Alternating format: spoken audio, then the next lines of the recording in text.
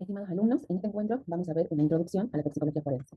La toxicología forense es una rama de la toxicología, es una disciplina muy amplia, con muchos factores a tener en cuenta, y en este encuentro solo vamos a describir su definición, sus clasificaciones o sus subramas y algunos conceptos importantes. Es decir, que esto es una breve introducción, teniendo en cuenta que esta rama es mucho más amplia y hay muchos más aspectos para ver en cursos de posgrado. En lo que concierne al pregrado, que es de la materia, vamos a ver solamente los aspectos principales. La toxicología forense forma parte de las ciencias forenses. Las ciencias forenses son todas las disciplinas científico-técnicas que sirvan para el asesoramiento de la justicia. Son múltiples, entre ellas está la toxicología forense, y es muy importante que todas estas disciplinas confluyen para hacer un trabajo interpericial. Es decir, en una causa no siempre es una sola disciplina la que actúa, sino que son varias y todas confluyen para hacer un trabajo en conjunto.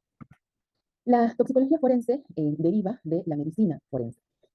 La toxicología forense estudia los aspectos médico-legales de los efectos nocivos que las sustancias químicas ejercen sobre los seres humanos y los animales.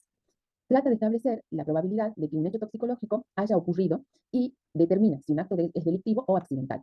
Nace de la medicina forense y es el nexo entre la medicina y el derecho. La medicina forense es un conjunto de conocimientos médicos, biológicos y toxicológicos. La toxicología forense es considerada una disciplina autónoma, porque su campo de aplicación es la resolución de problemas que surgen cuando está implícita una sustancia química en un proceso judicial. Tiene un proceso metodológico propio y está en la intersección entre las ciencias experimentales y las ciencias médicas.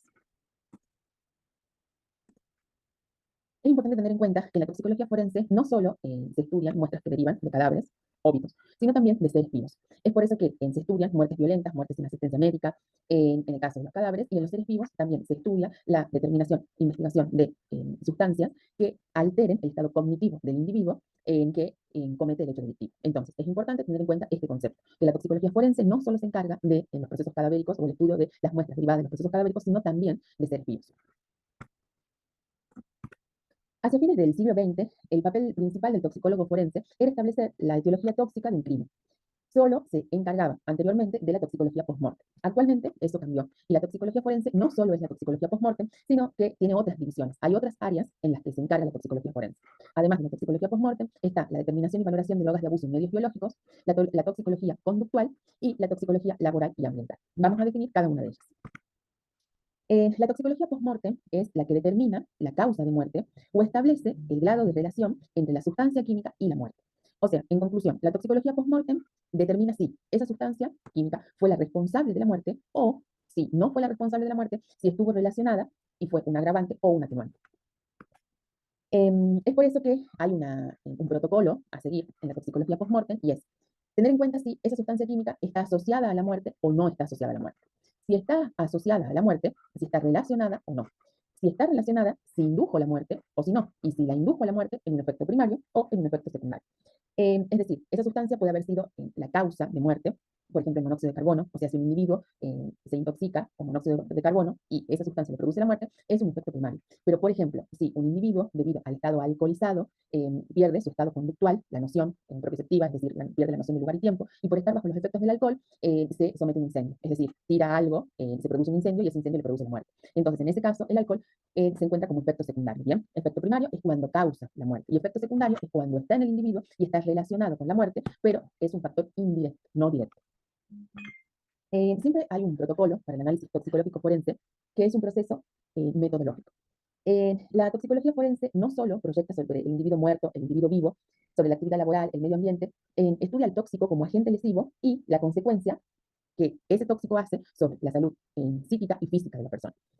Entonces, el proceso metodológico es la identificación de una sustancia química. El protocolo a seguir es establecer primero el problema, es decir, identificar esa sustancia. Este protocolo necesita de varios pasos. En primer lugar, conocimiento, conceptos y actualizaciones, es decir, siempre hay que ayornarse por las metodologías nuevas que pueden, no solo las metodologías, sino también las sustancias nuevas que continuamente están surgiendo, como vimos como las NPS, las nuevas sustancias de síntesis o las drogas psicoactivas, experiencia previa de casos anteriores que haya tenido el toxicólogo, y la disponibilidad de técnicas. Y la disponibilidad de técnicas siempre va acompañada de el presupuesto. Las técnicas de hoy en día son de altas tecnologías, mucho más sensibles, pero también son mucho más costosas. El presupuesto no solamente equivale a tener el instrumental, sino también a tener las condiciones edilicias necesarias para soportar dicho instrumental. Es muy importante la anamnesis y el informe de autopsia. Tiene que haber siempre una reciprocidad constante con el médico forense, con el médico autopsista y también con las otras ramas de la medicina forense, como por ejemplo en radiología, en patología, anatomía patológica. Es muy importante tener siempre una reciprocidad para que esa anamnesis y todos esos datos que se puedan recopilar ayuden u orienten a la identificación de la sustancia. Luego se obtiene el resultado, la confirmación del resultado, lo que es la pericia propiamente dicha. En la pericia toxicológica hay que tener en cuenta la toma de muestra, que las muestras sean idóneas, que la recolección y la conservación sean adecuadas, y el análisis toxicológico propiamente dicho. Para luego llegar a una conclusión, que es con un informe pericial, y la interpretación de ese informe pericial. Entonces, es un protocolo que siempre hay que seguir, la identificación del problema, la pericia en sí, de la cual se obtiene un resultado, y el informe pericial en el cual hay una interpretación y una conclusión. La segunda rama, la primera rama entonces fue la toxicología post-mortem, y la segunda rama es la determinación y la valoración de drogas en medios biológicos. A su vez, acá hay dos subdivisiones, que es un espacio libre de drogas en el lugar de trabajo, drug-free workplace, y la segunda es la sumisión química. Dentro de los delitos de sumisión química se encuentran los delitos o los asaltos sexuales facilitados por drogas. Como les había dicho anteriormente, la toxicología forense también estudia al individuo vivo y estudia las consecuencias que una sustancia química o una droga tiene en ese individuo vivo. En el caso de la determinación y valoración de drogas en medios biológicos, hay un rango de muestras más amplio. Por ejemplo, se puede determinar drogas en saliva, en pelo, en sudor. La liberación de espacios de trabajo sin drogas son tendencias políticas al no consumo de drogas durante el lugar de trabajo. Y los delitos de sumisión química son aquellos delitos que tienen involucrada la utilización de una droga psicoactiva. El objetivo de este tipo de delitos es incapacitar a la víctima para secuestrarla o para realizar sobre ella agresiones sexuales. O también, en segundo lugar, los delitos de sumisión química tienen la droga con el objetivo de generar una intoxicación como forma de maltrato infantil. ¿Sí? Muchos niños que son sometidos a compuestos psicoactivos para que, utilizando este tipo de sustancias. También hay que estudiar a la gente al agente tóxico como una sustancia que puede producir una alteración psíquica pasajera o permanente que pueda modificar la condición criminal. Y para esto ingresa la toxicología conductual, es decir, cómo esta sustancia química o una droga, de forma pasajera o permanente, altera el estado cognitivo de la persona, la cual no puede tener noción de los hechos que está cometiendo. Con respecto a los delitos de sumisión química, ya algo habíamos visto en las clases de generalidades de drogas, los delitos de sumisión química son todos aquellos que se utiliza una sustancia química para incapacitar a la víctima y realizar sobre ella distintos tipos de delitos, que pueden ser, por ejemplo, robos, secuestros, firmas de documentos. Dentro de los delitos de sumisión química están los delitos que facilitan las agresiones sexuales. ¿Sí? Entonces, los delitos facilitados o los asaltos sexuales facilitados por drogas son una subrama de los delitos de sumisión química. Entonces, dentro de estos delitos se administra una sustancia a la víctima para incapacitar a la víctima. Hay distintos ejemplos de este tipo de sustancias que se pueden utilizar, como ser anestésicos, como el GHB, la ketamina, como en clase, hipnóticos también se pueden utilizar, el alcohol etílico, que está siempre presente en este tipo de delitos, las benzodiazepinas, etc. ¿Cuáles son las características que tienen que tener este tipo de sustancias para estar implicadas en estos actos delictivos? Es que son drogas activas a muy bajas dosis, a pequeñas dosis, y esto representa un desafío para el laboratorio, porque al ser sustancias que están a muy bajas dosis, la metodología o la tecnología que se tiene que tener en el laboratorio para poder identificarlas tiene que ser muy sensible. Al ser muy sensibles, son equipamientos de alta complejidad y son sumamente costosos. Es por eso que el análisis toxicológico para este tipo de sustancias es de alta complejidad. Son solubles en agua, no tienen sabor, lo que favorece que sean incorporadas a una bebida. Es por eso que la mayoría, casi siempre la vía de ingreso es la vía oral. Son compuestos que producen amnesia anterograda, es decir, la víctima no recuerda o recuerda por lapsos lo que le sucedió cuando va a hacer la denuncia y a describir, recuerda momentos o episodios, si es que recuerda. Tiene un efecto inmediato, o sea, cuando el agresor coloca esta sustancia en la bebida, el efecto que esta sustancia ejerce es inmediato. Es por eso que es muy importante tener en cuenta que generalmente, o la mayoría de las veces, por desgracia, la víctima hace la denuncia mucho tiempo después de la exposición. Entonces, en este tipo de delitos, en lo posible, la denuncia tiene que ser lo más rápido posible y la toma de muestra tiene que ser inmediata, de manera tal que el tiempo transcurrido entre la exposición a la sustancia y la toma de muestra no sea muy elevado, porque si no, se pierden las posibilidades de encontrar la sustancia. Entonces, la toma de muestra de parte de la justicia y de la policía tiene que ser de forma inmediata desde que la víctima hace la denuncia y en lo posible la denuncia que sea muy cercana al hecho. Y bueno, la toxicología conductual, que es la tercera rama, como les había dicho, la toxicología forense en la actualidad también se encarga de dilucidar si ese individuo estaba bajo los efectos de una sustancia o no. La toxicología conductual se encarga de estudiar, mediante la investigación de sustancias psicoactivas, si la aptitud, el comportamiento y el rendimiento del individuo se vieron modificadas por la existencia de esa sustancia. Esta rama tiene una gran implicancia social y económica, sobre todo en la conducción de vehículos, ¿sí? Si esa persona estaba conduciendo bajo la influencia del alcohol, no solamente en el caso de conducción de vehículos, sino también en el trabajo, ¿sí? Y si esto tiene mucha repercusión, no solamente en la parte de la salud psíquica y física del individuo y de las víctimas, sino también en el contexto social y económico de la población. Y la última rama es la toxicología laboral y ambiental.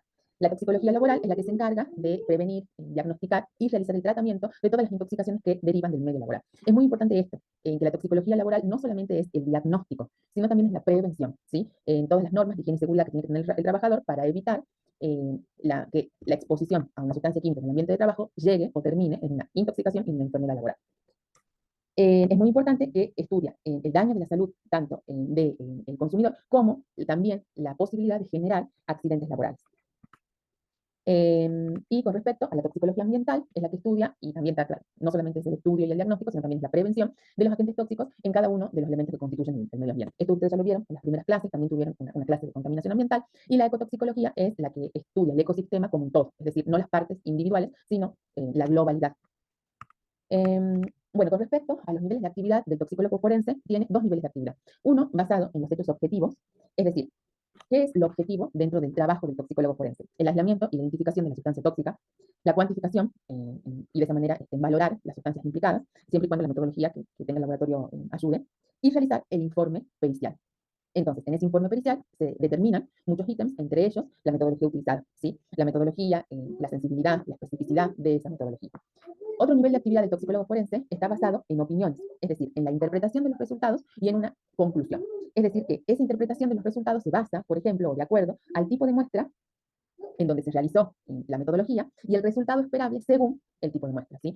Las muestras, las distintas muestras tienen distintas ventanas de detección, entonces acá viene la parte de la interpretación de los resultados, teniendo en cuenta la toxicocinética de la sustancia, las ventanas de detección de los distintos tipos de muestra, los tiempos de vida media, la investigación de los metabolitos y la droga madre dependiendo de la naturaleza de la matriz, todo esto abarca la interpretación. La toma de muestra es uno de los primeros pasos en el proceso pericial toxicológico y son muy variadas las muestras. No solamente hay que tener en cuenta que la muestra sea idónea, es decir, que sea representativa de la sustancia antes de la muerte, sino también hay que tener en cuenta la conservación y el almacenamiento de estas muestras, porque la muestra puede haber sido tomada perfectamente en perfectas condiciones, pero si su almacenamiento no fue óptimo, se va a perder la sustancia. Recuerden que en la toxicología y sobre todo en la toxicología forense, las muestras son únicas en tiempo y espacio. Entonces, para individuos vivos puede ser sangre, orina, pelos, saliva, sudor. Son muestras muy utilizadas sobre todo para el estudio cronológico de drogas de abuso. En el caso de muestras derivadas de autopsia, sangre, orina, bilis, humor vítreo, el contenido gástrico, las vísceras, hígado, cerebro, riñón, la grasa. Nosotros habíamos visto en el transcurso de la materia que había muchos tóxicos, plaguicidas que se acumulaban en grasa, pelos y uñas. Otro tipo de clasificación de las muestras también es muestras tradicionales o matrices alternativas. Las matrices tradicionales son sangre, orina, vísceras, y las matrices alternativas pueden ser, por ejemplo, pelos. Es muy importante, en lo posible, realizar el análisis en todos estos tipos de muestras porque dan una batería, esta batería de muestras en realidad dan una información completa sobre el recorrido que hizo la sustancia en el organismo. También pueden ser muestras derivadas de exhumaciones, si el cadáver está en buen estado de conservación pueden ser las vísceras, y si el cadáver está en estado de putrefacción puede ser, por ejemplo, el pelo. Y muestras derivadas del lugar del hecho, que son otro tipo de clasificación de las muestras, nosotros hemos visto ahora estas cuatro, les hablé de matrices tradicionales y alternativas, y otro tipo de clasificación puede ser muestras biológicas y no biológicas. Las muestras no biológicas son las que derivan del lugar del hecho, como por ejemplo, de la escena del crimen, cápsulas, comprimidos, en frascos, en restos de vómitos. Estas muestras, el análisis de estas muestras también es muy importante para el contexto del crimen, ¿sí?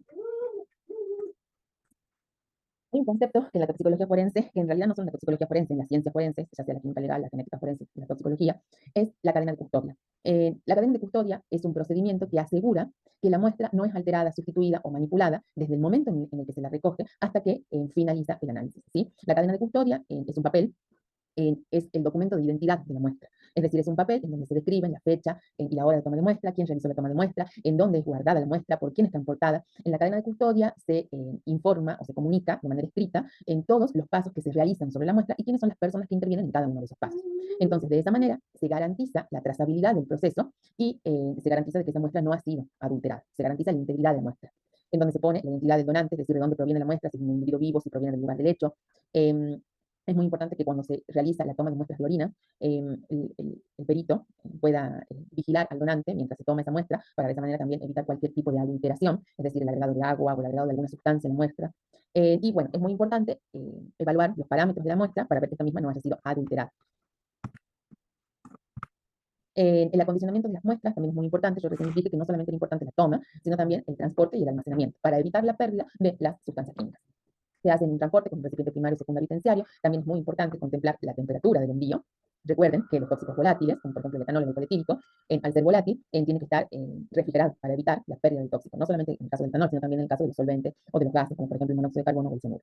Y es muy importante etiquetar y rotular el recipiente en donde se encuentra la muestra, ¿sí? La descripción, quién tomó la muestra, la cantidad, la fecha, es decir, la toma de muestra, la fecha y la hora de la toma de muestra es muy importante. Luego también este dato es importante para la interpretación de los resultados. Y el último eslabón del proceso pericial toxicológico es la redacción del informe toxicológico. Este informe tiene que tener muchos ítems. Los ítems que son indispensables u obligatorios son el objeto de la prueba pericial, es decir, esta prueba está realizada ¿para qué? Para la determinación de qué tipo de sustancias. Describir el material en donde se realiza la pericia, es decir, la naturaleza del material, la cantidad, el volumen, el número de cadena de custodia en la cual llegó este material, la fecha y la hora en la cual se tomó esta muestra, el estudio analítico per se, es decir, la metodología que se utilizó, la sensibilidad, la especificidad de la metodología, cuáles son las sustancias que se buscan con dicha metodología, el resultado que se obtiene, por eso acá les puse cuantificación de sustancias volátiles, metales o no metales, y dentro de las orgánicas fijas, los plaguicidas y las drogas, ya sean los psicofármacos o las drogas de uso. Y luego la conclusión, que es la interpretación del perito sobre ese informe toxicológico. Bueno, con esto damos por finalizado esta breve charla. Espero que haya sido de su agrado y me encuentro a disposición para cualquier consulta.